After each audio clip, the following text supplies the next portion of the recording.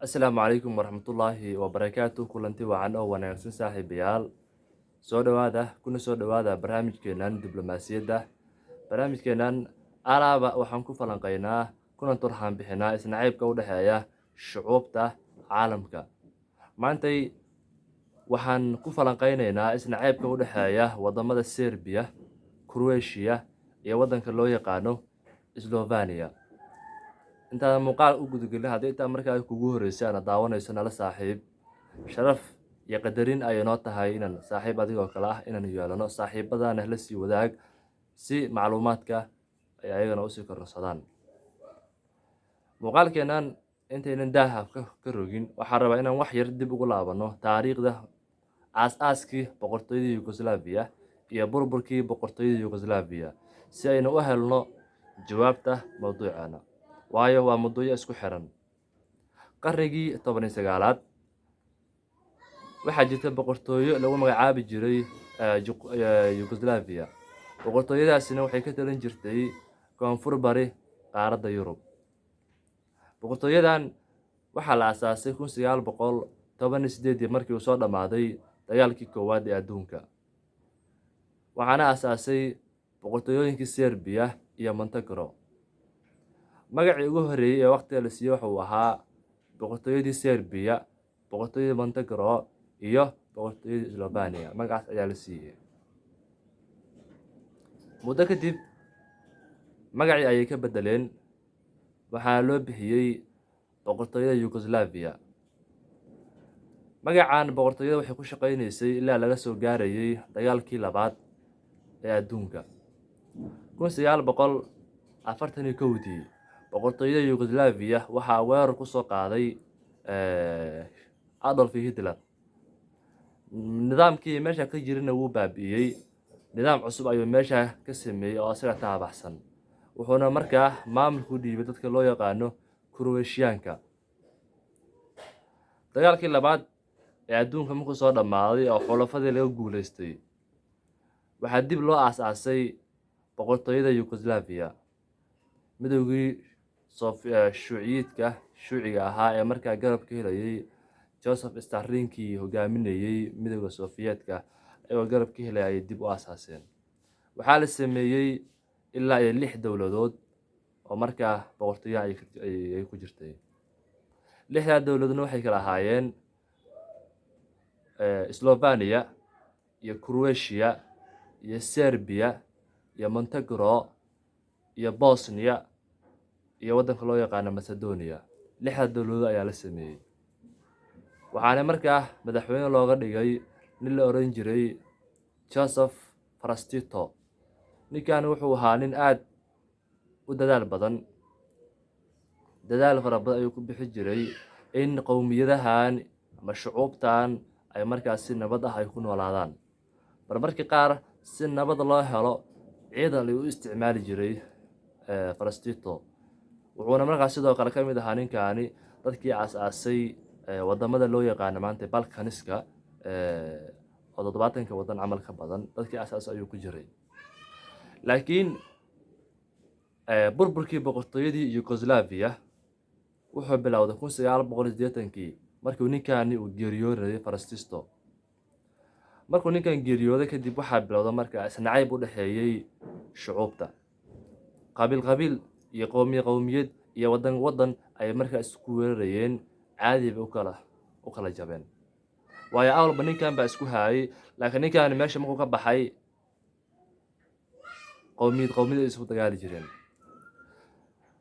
dhibicdii u dambeysay markaa boqortooyada Yugoslavia waxay ahayd markii wadanka Serbiya uu markaa madax ka noqonayay ninkii la oran jiray Slobodan. ninkaas ayaa markaa ka noqday hogaamiye wadanka Serbiya. laakiin ninkan wuxuu ahaa nin aad u adag jecel leh in Serbiyaanku ay maamulaan wadamadan oo idil. nacayb ayuu markaa shucuubtii ka dhex abuuray. ciidankiisii wuxuu amar ku siiyey inay weerar ku qaadaan boqortooyadii Slovenia iyo Montenegro. maamulka meeshaas ka jirana markaa in inqilaab lagula wareego.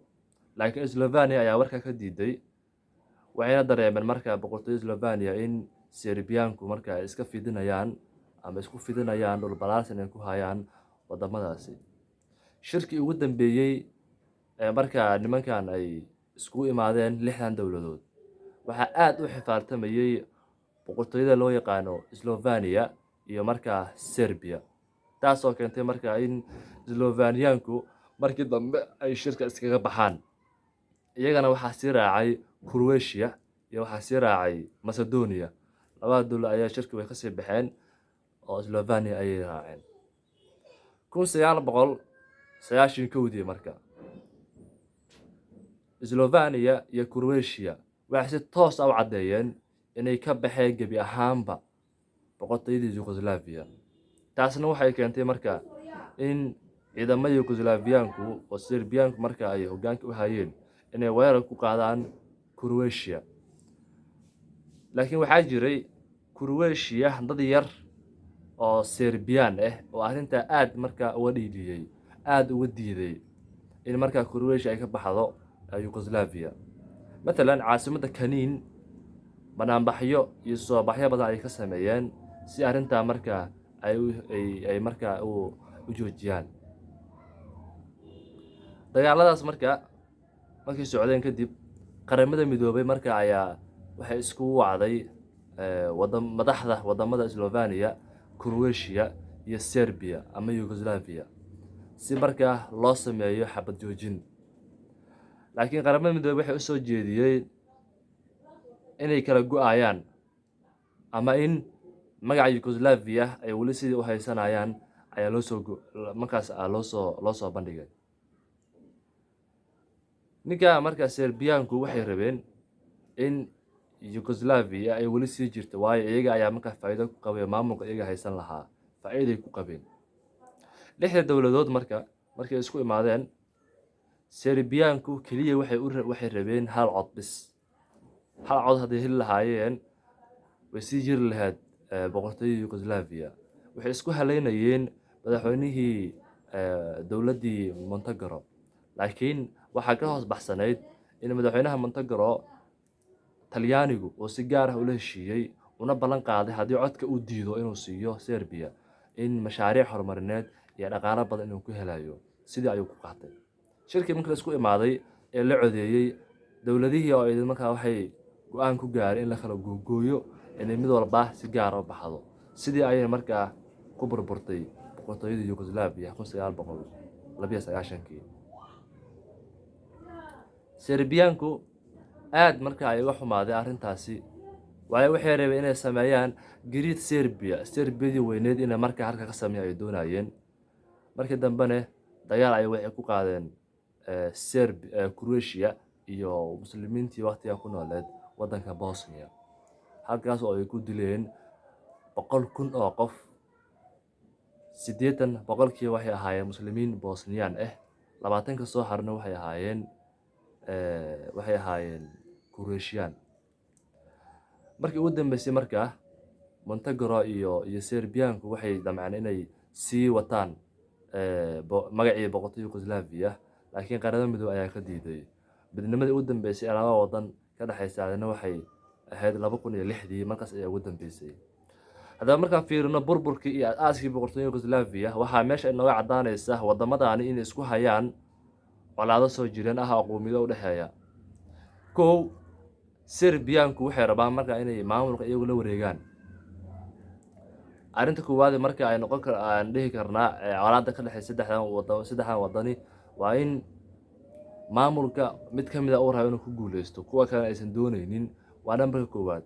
nambarka labaad, in boqortooyo walba ama wadan walba uu marka sii fidiyo oo dhul badan marka uu sii helo, marka iyadana waa cadaawad kale oo marka ka dhaxaysa. colaadda ka dhaxaysa marka saddexda wadan aad u fara badan tahay, laakiin halkaas ku joojinayaa. ma doonaya muuqaalka sii dheereeyo. haddii tahay marka ay kugu horeysay ana daawanayso nagu soo biir oo nala saaxiib, oo soo dhaweyneynaa. sharaf ayay noo tahay inaan qof adigoo kale ah inaan yeelano. tan iyo muuqaalkeena xiga waxaan rajeynayaa caafimaad iyo barwaaqo iyo bashbash insha Allah haddii la yiraahdo. waan socon doonaa saaxiibayaal.